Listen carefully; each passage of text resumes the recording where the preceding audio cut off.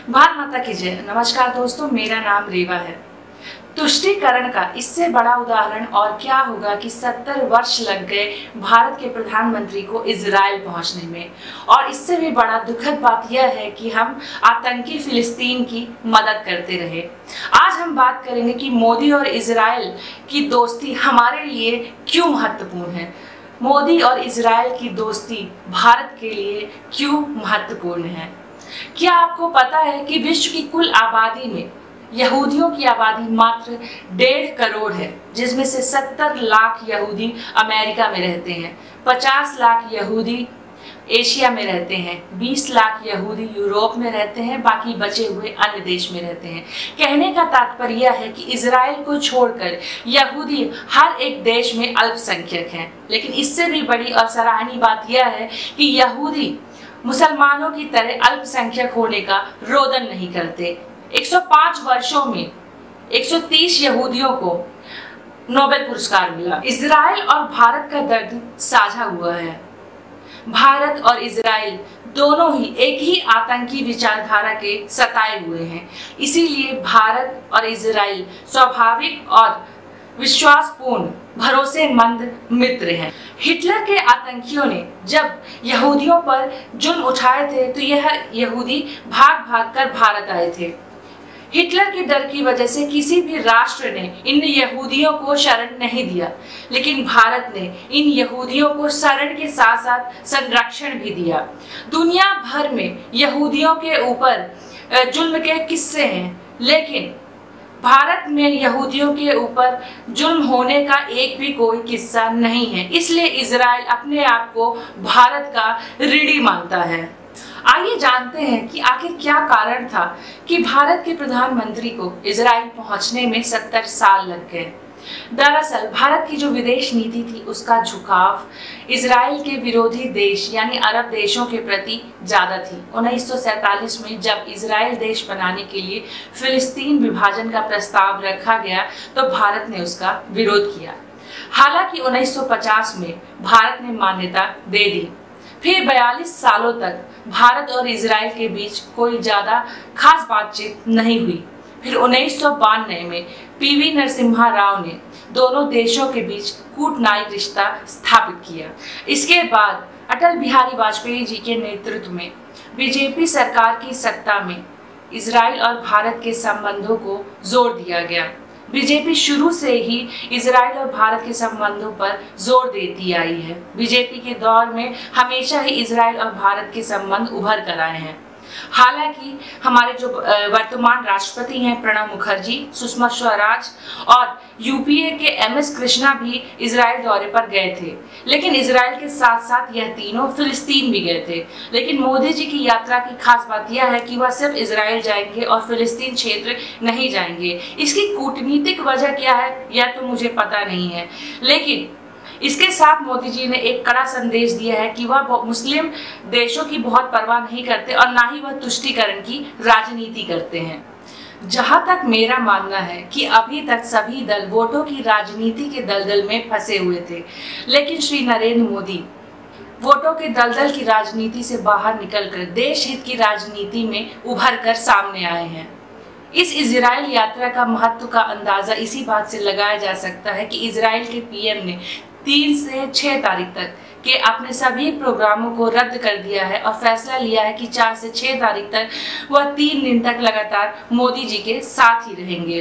कितने ही दुखद और अफसोस की बात है कि इजराइल जैसे खुददार और बहादुर देश को कांग्रेस पार्टी ने तवज्जो नहीं दिया, सिर्फ एक वजह से कि यहाँ के मुसलमान नाराज हो जाएंगे और उन्हें वोट नहीं देंगे।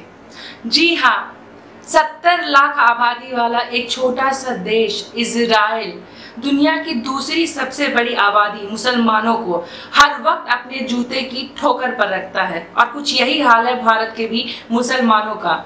अगर आप इजराइल का नाम ले भी लो तो यहाँ के सेकुलर वामपंथी और मुसलमान कुर्ता फाड़ कर रोने लगते हैं।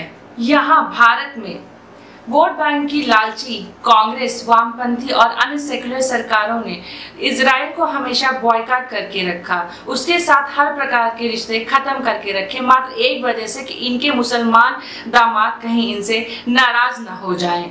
इंदिरा गांधी ने अपनी सत्ता के दौरान यासिर अराफात को अपना भाई बनाया हुआ था, जो कि फिलिस्तीन का नेता था। इंदिरा गांधी ने उसे अपना भाई बनाया था मात्र मुसलमानों को खुश करने के लिए और शांति दूतों का वोट बटोरने के लिए। इंदिरा गांधी ने इजराइल को अपना नंबर 1 का दुश्मन बनाकर रखा था। मैं जानना चाहती हूँ कि इंदिरा गांधी ने ऐसा क्यों किया। आखिर इजराइल ने हमारा क्या बिगाड़ा था। इजराइल ने अपनी नींव रखते ही अपने अस्तित्व की लड़ाई शुरुआत की। इजराइल ने कई लड़ाइयां लड़ी और हर एक लड़ाई मुस्लिम देश के खिलाफ थी। इजराइल ने हर एक लड़ाई में, हर एक युद्ध में जीत दर्ज कराई।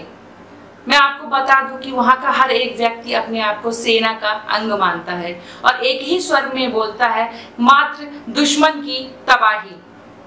इजराइल का हाल भी कुछ भारत जैसा ही है। जैसे भारत में कई वर्षों तक मुगलों ने शासन किया, राज किया, तो क्या भारत मुसलमानों के बाप का हो गया? नहीं ना। ठीक उसी प्रकार इजराइल भी यहूदियों का ही देश था। बाद में इस्लामिक देशों ने इजराइल पर आक्रमण करके कब्जा कर लिया। अत्याचार के बल पर यहूदियों को मुसलमान बनाया गया। बाद में यहूदियों ने लड़ाई लड़ी और एक छोटा सा हिस्सा वापस ले लिया, जिसे आज हम इजराइल के नाम से जानते हैं। अब मुसलमान बार बार इजराइल को अपना बताकर इजराइल को छीनने की कोशिश करते हैं और यही इजराइल इन मुसलमानों को और इन मुस्लिम देशों को मार मार कर बार बार इनकी हालत जानवरों से भी बदतर कर देता है। इसी संदर्भ में मैं बताती चलूँ आपको कि जो पाकिस्तान आज परमाणु बम का दमखम भरता है, उसकी जिम्मेदार मात्र कांग्रेस सरकार है। वरना इजराइल को मात्र नैतिक समर्थन की जरूरत थी परमाणु रिएक्टरों को धूल में मिलाने की। कांग्रेस सरकार मात्र इस्लामिक शासन का एक छद्म नाम है। इंदिरा गांधी ने इस्लामिक देशों के साथ मिल करके इजराइल को एक अछूत देश बनाकर रखा था, मात्र भारत के मुस्लिम वोटों के लिए। पाकिस्तान को कितना भी रोका जाए, लेकिन पाकिस्तान कभी भी एटम बम के जखीरे इस्लामिक देशों को दे सकता है। संभवतः इसी वजह से अमेरिका ना चाहते हुए भी पाकिस्तान की आर्थिक रूप से मदद करता रहता है और इन सब के जिम्मेदार हैं कांग्रेसी टुच्चे। मात्र शासन में बने रहने के लिए कांग्रेसियों ने पूरे विश्व के सर्वनाश की नींव रखी। अरब देशों में इजराइल की छवि अजय, दुस्तर, दुस्साहसी के रूप में बनी हुई है, जिसने भविष्य में होने वाले हमलों को हतोत्साहित किया है। आज इस्लामिक देश इस बात से कूद रहे हैं कि उनके पास परमाणु बम है। इस्लामिक देशों से लड़ने के लिए, चीन पाकिस्तान से लड़ने के लिए भारत और इजराइल को एक होना बहुत जरूरी है। विश्व का इस्लामीकरण रोकने के लिए अमेरिका, इजराइल और भारत का एक साथ आगे आना बहुत जरूरी है। मैं आशा करती हूँ कि इजराइल और भारत के संबंध बहुत अच्छे होंगे, जिससे पाकिस्तान और चीन का मनोबल टूटेगा।